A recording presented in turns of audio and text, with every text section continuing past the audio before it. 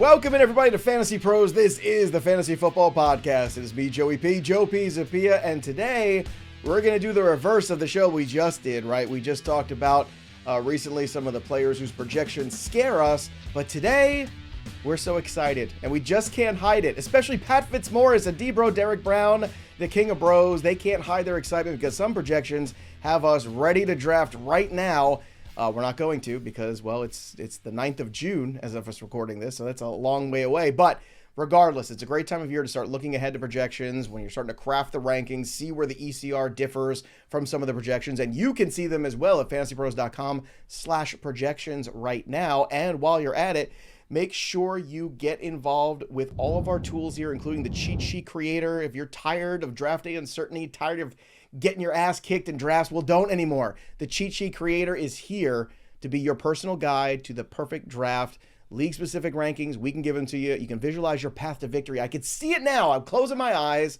You can't see it on the podcast version, but I'm closing my eyes right now. And, of course, it'll add tiers. You could sync your leagues for free, create custom rankings, ensure every pick you make is the right strategy pick. Sync your leagues right now for free at fantasypros.com/sheet and use the cheat sheet right now. Download the Draft Wizard app today. All right, let's get into it, boys, and let's start, Pat Fitzmaurice, with you this time around. You get the first salvo. Let's talk about a player whose projections excite you. Oh, wait, it's a Green Bay Packer? Never mind.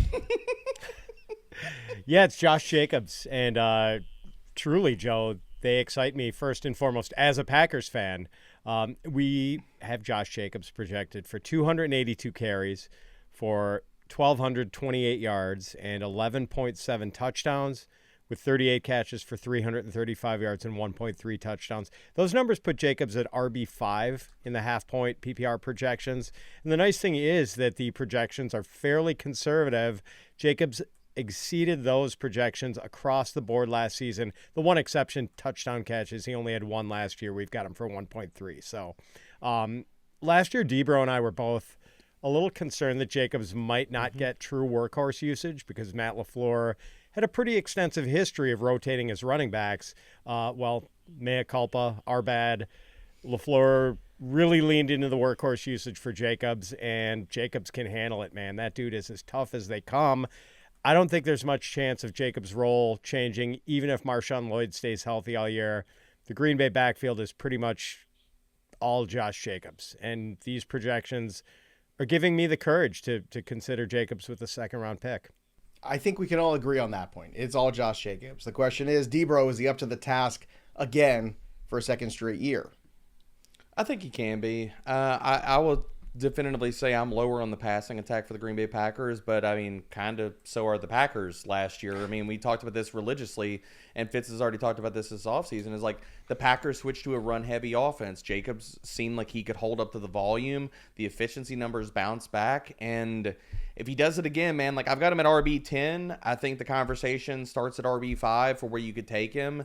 And this is also like I still have the light on for Marshawn Lloyd, but he's already banged up in camp, and I mean, right now, Jacobs has a clear lane to be an elite bell cow. If not, I mean, the lower part of this, he's still probably going to get workhorse usage, even if Lloyd is involved.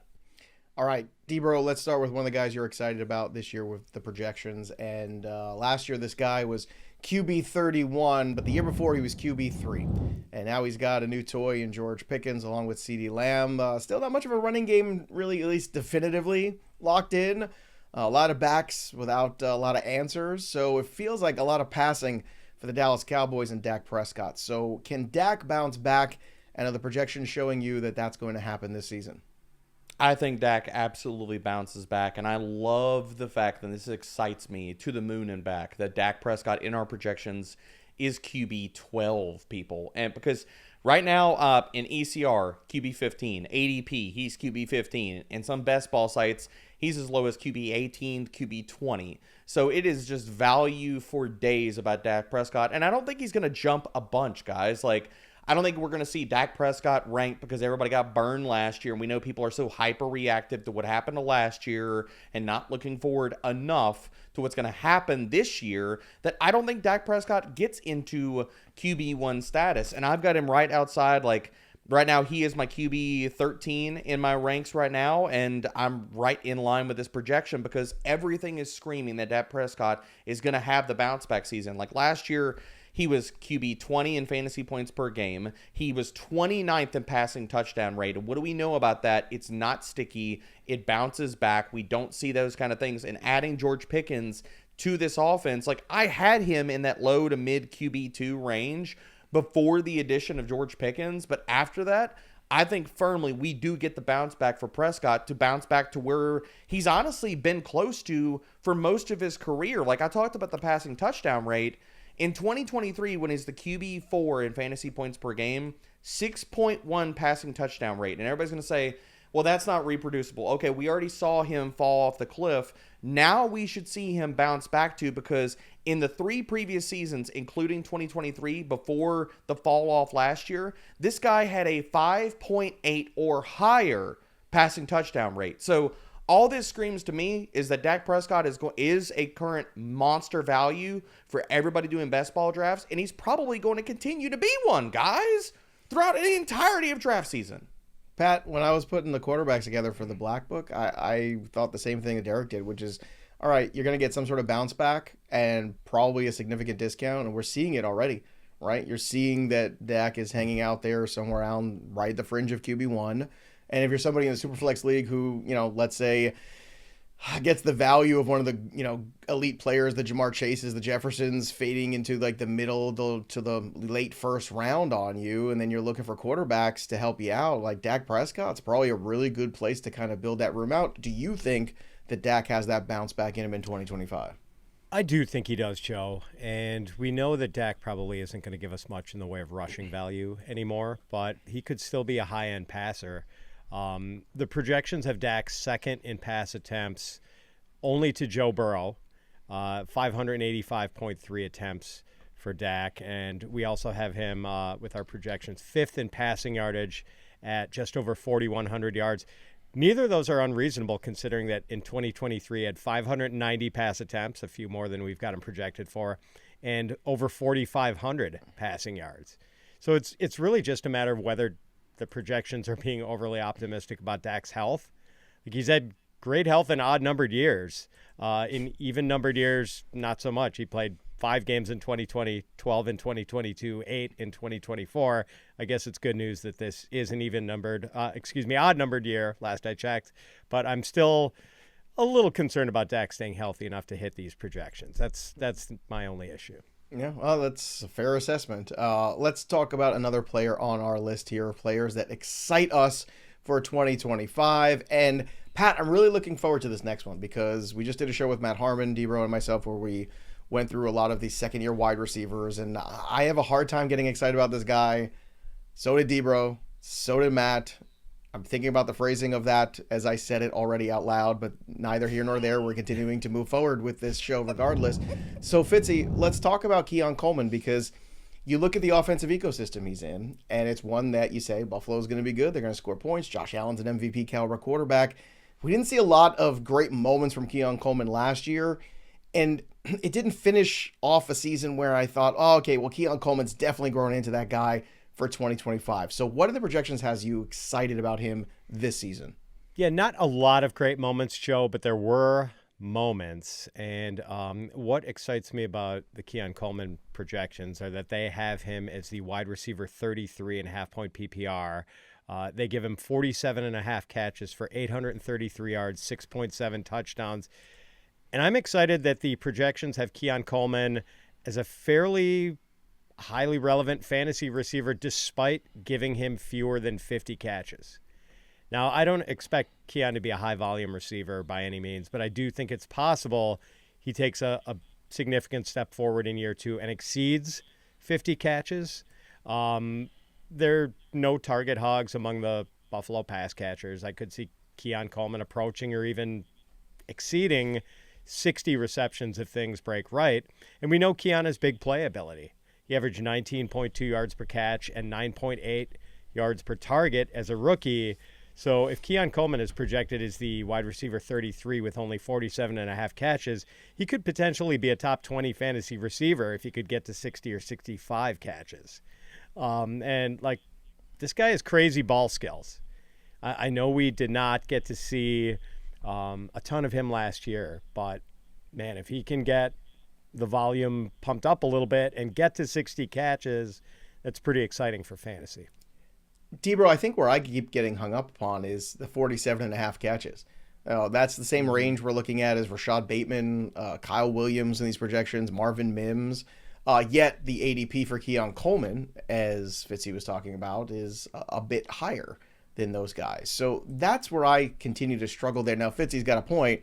If it goes beyond this, well, hey, that all of a sudden now you're in a really good spot here with Keon Coleman. But there is still that hopefulness, that second-year breakout we're attaching. We're not us necessarily, but some people are attaching to Keon Coleman in the fantasy football ecosystem sphere here that might overrate him a little bit. So do you buy it all what Fitzy's selling here, where there's a world where this goes well beyond this 47.5 catches into the 60s? And if so, that would mean a breakout year for Keon Coleman. It's possible, but I'm more on the side of I don't think it's probable. And I understand his role in this offense, and I understand that, like, almost 19 yards per reception, and it's doing a lot of heavy lifting for him. I think the touchdowns are also a little bit higher. My worry about Keon is it comes down to, can he draw targets at a high enough rate, and is he going to get the touchdowns? And it's all... For me, I have worries about the targets. Out of 112 qualifying wide receivers last year, he was 64th in targets per route run. So, again, we're not talking about a high reception total here, but can he surpass that? I don't know, man. Like, I've got more hope about Joshua Palmer stepping forward in this offense, but it also comes down with the touchdowns. Like, the projection for the touchdowns is also fairly high because we're expecting a ton of big plays, I feel like, in that projection, because the red zone role was not going to be there for Keon. Over the final 8 games of the season, he only had 3 red zone targets. So unless he's scoring the touchdowns based off of the big plays, which can happen, I'm not saying that it can't, especially when you're tied to Josh Allen, I still have reservations about this. Fair enough. All right. So good counterpoint and point about Keon Coleman. You decide. Are you in on Keon Coleman? Are you out? Drop your comments below. We love having the discussion here. And if you want to continue with the discussion, our Discord is a great place to do it. Join our community. If you're looking for leagues, you're looking for insights, or you just want to be on some of the shows, well, Discord is where to go. fantasypros.com/chat. It's free. It's fun. We've got contests. We've got the ability to get in some of these mock draft shows you watch here on the channel. You say, hey, I want to be in one of those shows. Well, guess what? Go join the mock draft channel, and then you'll see when I post the links, and then you can go and join and be on the show. We also have shows with Fitzy and Worm and Fitzy and Bogman and maybe just Fitzy sometimes. I don't know, but we've got lots of shows coming up for you this month, so make sure you join our Discord, be on the shows, ask your questions directly to the experts themselves at fantasypros.com/chat. That's our Discord community, and we want you to be a part of it. Let's get to the next player on our list here. Davante Adams, who comes with a hefty price tag this year. And I got to tell you, D-Bro, I'm not feeling it. I don't like the ADP of Davante Adams. You know me, I'm an early wide receiver guy, unless their name of Bijan Robinson or Jahmyr Gibbs, in which case, then yes, I will pull over to the side of the road and put you on my roster. Let's go. But what do you think here with Davante Adams? What in the projections do you see? I mean, his projection in PPR really excites me, man. Like, right now, we have him projected as the RB4 in fantasy. And so I've been on the fence about Davante Adams. I'm like, there's so many outs for him where I'm like, okay, can he hit this? Yes. Do I have concerns about this? Do I have concerns about Tyreek Hill, about Jalen Waddle, about this offense, about Tua staying healthy, about this offensive line, about game script, all these different things, scoring potential of this offense? I got questions about it all through and through for the Dolphins this year. Seeing this projection, though, definitely excites me because I want to be in on Davante Adams, and this makes me feel a lot better, man. Like, right now I've got him as RB9 in my rankings. I probably need to bump him up closer because in ECR he's RB6, ADP he's RB7, but seeing him at RB4 definitely excites me because it comes down to there are a lot of different outs for Achane this year, and I think the pass game utility with him is something that I've kind of been a little bit concerned about because I know, like, okay, He led all running backs with 78 receptions this year. In our projections, he's still leading all running backs with 67 receptions, and that's a median aspect. It's only him and Kamara projected for more than 67 receptions, but in a lot of ways I've been worried about this projection, but then it's like, okay, if Jonnu Smith gets traded, Achane's receptions go up. If Tyreek Hill takes a step back, Achane's receptions either stay at it or go up. If Tua continues this get the ball out, check down, all parts or facets of this offense run with Tua having a low ADOT, Achane's receptions are still going to be awesome. So I've been on the fence. This definitely leans me more of, okay, I need to give Achane a little bit more respect in my rankings considering the projection. Fitz, last year he had 203 attempts for 907 rushing yards. He also had 78 receptions on 87 targets. What we said in the last show, in case you missed it, well, the projections that scare us, we talked about Tyreek Hill, and we talked about the offensive line of the Miami Dolphins not being any good, and which is the reason why Davante Adams saw as much work as he did, and Tua was a check down machine last year. If we do believe on that show, like we said, that offensive line hasn't gotten any better, does that mean this Achane productivity is repeatable this season? Yeah, that is the crux of the matter here, Joe. And I love Achane, and I think the rushing projection for him is pretty reasonable. 905 yards, 7.4 TD runs. I just wonder if we're being too aggressive with his receiving projections. Yeah, like after 78 catches last year, 67.6 seems like a conservative projection, but as we mentioned on that show about the projections that scare us in the Tyreek Hill conversation, Tua only averaged 5.7 intended air yards per throw last year, which was a career low for him by a mile. So when Tua came back from his concussion, he just wasn't throwing downfield very much, and it was bad for Tyreek Hill and Jalen Waddle, and it was really good for Davante Achane and Jonnu Smith. Achane went from 2.5 catches a game as a rookie to 4.5 last year. I just don't know if Achane is going to be quite that busy as a pass catcher if Tua can stay healthy and the Miami passing game is somewhat back to normal this year with much more of a downfield component than we saw in 2024. But then again, maybe it won't be because of the state of that offensive line, because Tua does have these recurring health issues. So, yeah, that's the big question with Achane. It's hard to push the ball downfield if you don't have enough time to throw it there or guys to get open downfield. So we'll see what happens with Miami in 2025. I got to tell you, don't love what I see on paper. I just got to say, just not feeling it. We got one more name on each of the guys' lists here for the players that excite us for 2025. And Fitz, wouldn't you know it, there's a tight end out there who's at the top of the projections on Fantasy Pros. His name is not Trey McBride. It's not Sam Laporta, who was there a couple years ago. Heck, it's not even Brock Bowers, who is heading very, very quickly to the Joe Pisapia, Derek Brown hairstyle, for what it's worth.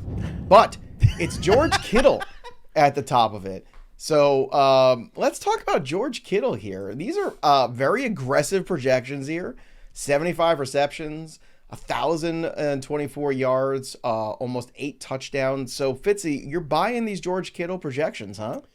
Yeah, for the most part, Joe. Now, just to be clear, the projections do have Kittle as the tight end 1 in standard scoring. In half-point PPR, he is like about 4 points behind Brock Bowers, but that's not too bad. And Kittle's numbers are projected for, 1,025 yards on 75 catches with 7.9 TDs. All perfectly reasonable if Kittle doesn't miss significant time, and Kittle has played at least 15 games in each of the last 3 seasons, so I don't know if there's any reason to believe he presents any undue injury risk. He's gone over 1,000 yards in each of the last 2 years, despite finishing with under 100 targets. So super efficient. Like, he had an 83% catch rate last year. I don't know if he's going to match that. He won't need to if he gets 100 or more targets, which would, potentially make these projections look overly conservative. So in recent years, he's rarely been overdrafted in fantasy leagues. He's typically either drafted at fair value or as a screaming bargain. And now that Brock Bowers and Trey McBride have emerged as stars, maybe there's a chance Kittle can still be a good draft value this year, even though he's coming off one of the best seasons of his career. Does Brandon Ayuk have to start the season slowly or maybe not at all for Kittle to reach these sort of lofty projections? That would help. I mean, I still tend to think that Ayuk season was kind of fluky. Like his efficiency was insanely over the top good that year. And I do, like after the injury he had at the point he had it, I don't expect him to be coming out of the gate super hot this year. Yeah, sometimes one great year is all you need to get paid. Just ask Derek Brown. True. Debro, let's talk to you about George Kittle here. That was and well your done. approach. Well I done. try. I missed you guys. You know, this is that time of year where I get to see all of you again, where I come over from the baseball side, where we're on Twitch every day on baseball, on the YouTube channel every day on baseball. So this is like a little vacation for me. I get to come and talk football with my boys a little bit. So I'm loving this, man. This is what I want. So talk to me about George Kittle, because do you agree with that sentiment? Well, it doesn't matter what Ayuk does or doesn't do or when he starts up again. Kittle's role in this offense is so well defined. Or do you think Pearsall and Jennings and now Ayuk make it difficult maybe for these projections to hold for George Kittle, considering all the different options? And let's not forget, there's some guy named Christian McCaffrey who apparently the 49ers say is healthy, but, you know, my trust level with the 49ers is a little below standard typically this time of year. I think George Kittle is the best tight end value on the board right now. I'm with Fitzy on this. I'm excited about this. I think there are ways that not only he hits this projection, I think that there are multiple outs on how he goes over this projection. If you look at, we talked about the last few years with targets, 94, 90, 86, 95. We've been talking about like this. We know this is going to be one of the best offenses in the NFL, but this defense behind them is bad. It has taken a huge step back. So do we get the 49ers? Are they able to impose their will? Are they going to be trailing more? And again, look at the receiving options around him. Brandon Ayuk, we have questions about how healthy and also if the health, also the effectiveness. How effective is he going to be in 2025? Juwan Jennings, late career breakout. Yes, he was freaking awesome last year. Does he turn? Can he keep doing that, or does he turn back into a pumpkin? If Ricky Pearsall, and I'm very much in on Ricky Pearsall, if people want to double check me, go listen to the episode we just recorded with Matt Harmon. Very much in on Ricky Pearsall. But if he is good but not great, Debo is gone, then who else is stopping George Kittle from getting not only 100 targets, maybe 110, maybe 120? The volume has been the thing that's held George Kittle back. I mean, guys, the other part about this is we are ranking the tight end one last year, who is, if anything, I'm making a really good conversation of how his situation for volume can improve this year. We're ranking the tight end one last year in fantasy as the tight end 3 in all the consensus rankings. Is that wrong? I'm just going to let you add. It's not we, buddy. I wanted the. I've got him in tight end 2. I bumped him up to tight end 2 over too. Brock Bowers yesterday. Oh, over Bowers. So you got him over the wrong guy. Over our bald-headed friend? How dare you, sir? How dare you? That is Look, offensive. I got respect for Planet Fitness trainers. I do. And Brock Bowers. Basically the same people. All right, let's get to the last name on the list today. And I got to say, I'm very excited about this last one because we're talking about a guy that I think is just extraordinary value. Wide receiver 18 right now in the consensus rankings, in ADP, floating somewhere around between 16 and 18, depending on where you're looking right now. It's Davante Adams, and he made your list. And D-Bro, our projections have him potentially as a top 10 guy. Now, I understand that things have to fall into place. He's an older wide receiver. It is a new team for him. It's a new situation. He certainly looked like he was still a very relevant guy last year in terms of physicality on the field. I don't think we have much question about that. But we always have to ask ourselves, Matthew Stafford's an older quarterback. Can he stay upright and stay healthy? He's had a myriad of different issues over the last few years of his career. He has soldiered on. I think the Rams are probably the most formidable challenger to the Eagles this year in the NFC, to be honest with you. I like the defense. I like what they put together. But really, it's that Adams signing that's so intriguing to me. And it looks like the projections are kind of more in line where you and I don't know what Fitzy's take is. I don't know if he's sour because he's not a Packer anymore. We'll get his take in a second. But let's talk about Adams as a Ram. That's right, I said it, as a Ram this year. Dude, in projections, he's wide receiver 9 right now. I'm so here for this. I've had him as a wide receiver 1 in my rankings, and this excites me because I love the fact that my rankings where I feel like I'm being aggressive because versus the market, ECR, he's wide receiver 18. ADP, he's wide receiver 18, dude. You're getting a wide receiver 1 probably in projections, and if you're following my rankings, as a wide receiver 2 on your teams. And we've seen, Matthew Stafford, we have seen him. He's a kingmaker, dude. Like, how many times do we have to see this? The Cooper Kupp seasons, the Calvin Johnson seasons, consolidated target share. It is How about Davante the Puka Adams. Nacua seasons? Exactly. Let's throw those in there too while we're at it. We're going to talk about, okay, maybe there's worries about Matthew Stafford injuries, but what if he stays healthy? But we have worries about, okay, Davante Adams getting older. I mean, dude, the other part about this is Puka Nacua. We've seen issues with him staying on the field. What if he can't? Then Davante Adams is the clear wide receiver 1 in this offense, and there's nobody else close to him in Puka. So it's all reasons to be extremely high on Davante Adams, and he didn't show any fall off last year.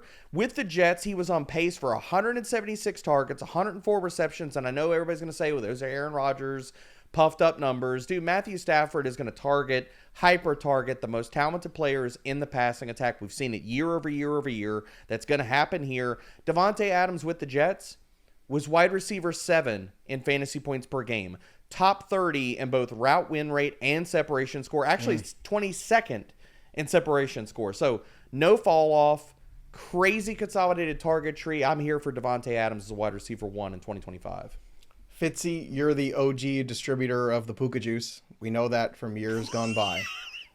We see sometimes Stafford gets tunnel vision for certain guys, right? We've seen that happen. But do you think there's room enough for Davante Adams at this table to get him to be a top 10 wide receiver in fantasy this year, along with Puka in a full healthy season for all 3 of those guys? I do not, Joe. And, I have to take issue with Debra on this, and we've already had Someone this discussion needs to, finally. before. Yeah, and I don't dispute that Matthew Stafford is a kingmaker, but there was only one king when he was in Detroit. Like Calvin Johnson, there were other guys putting up 1,200-yard seasons when Calvin Johnson was kicking butt in Detroit. So our projections of Puka and Davante combining for about 190 catches, just under 2,600 receiving yards, and 15.5 touchdowns. For Puka and Davante to both finish as top 10 receivers is going to require just a monster season from 37-year-old Matthew Stafford, like at least 4,000 yards and 30 or more touchdowns. Trouble is, he's only hit 30 touchdowns once in the last 9 years, and he's 37 now. And, when Debro and I got into this in a show a couple weeks ago, I pointed out that from the time Davante Adams joined the Jets in Week 7 through the end of the regular season, Aaron Rodgers was QB 15 for fantasy, and he produced at about a 3,900-yard, 29-touchdown pace. And over that stretch, Davante Adams was the wide receiver 9 in a half-point PPR fantasy points per game. Garrett Wilson was the wide receiver 27. And it's not like any other Jets pass catcher was doing much at all. So getting top 10 fantasy seasons from 2 receivers on the same team, that is a tough needle to thread. Debro, any rebuttals to that? Because he has got some cold water there to throw on this. And he also kind of took a shot at Brian Johnson and Roy Williams at the same time, and some of those Nate Burleson. I don't want to take a shot at Nate because I love Nate. I don't want to throw him under that bus. But some good points there. Would you like to counterpunch Debro one last time on Davante Adams love there? Sneak in another little haymaker. And this is just tied to Stafford. I think we're underrating Stafford's upside this year. And if you look at when he had, Cooper Kupp, we could say is in the back 9 of his career. So when Puka was back in the lineup, so weeks 8 through 17, Matthew Stafford was in line to hit all these projections, 4,000 passing yards. He was on pace for 29 passing touchdowns. If you want to look even further, threading the needle and looking at what Stafford did last season, again, I think we're underrating. If Stafford is healthy, and right now in our projections, we are projecting health. If he is healthy, I think he smashes this year, and I think he still has a lot left in the tank. Like weeks before he fell off in the final 3 weeks of last year, so weeks 8 through 14, this dude was every single per dropback metric. He was top 12. He was also top 12 in fantasy points per game. In weeks 8 through 14, Matthew Stafford was on a full season pace of 4,600 passing yards and 39 passing touchdowns. So if I want to talk about we're marrying where Stafford is in his career with, even if you just look at the back half of last year in its entirety, if it's somewhere in between the part between weeks 8 through 14 and the entirety of after week 7, then we're talking about a player that is going to crush the projection that we even have for him. All we need is health to hold up. All we need is health. And I want to hear from everybody out there. Settle the debate. Is it Davante Adams exciting or scary? You drop your comments below, or any of the players we discussed today, or maybe some other player you're excited about drafting in 2025. Don't forget to check out the projections of our Fantasy Pros. And of course, don't forget to subscribe to the YouTube channel here right now. Fantasy Pros trying to get to 300,000. We could do that with your help. Drop your comments, subscribe to the channel, and like the show. That'll do it for us. But the story of the game goes on. For D-Bro and Fitzy, I'm Joey P. We'll see you next time, kids.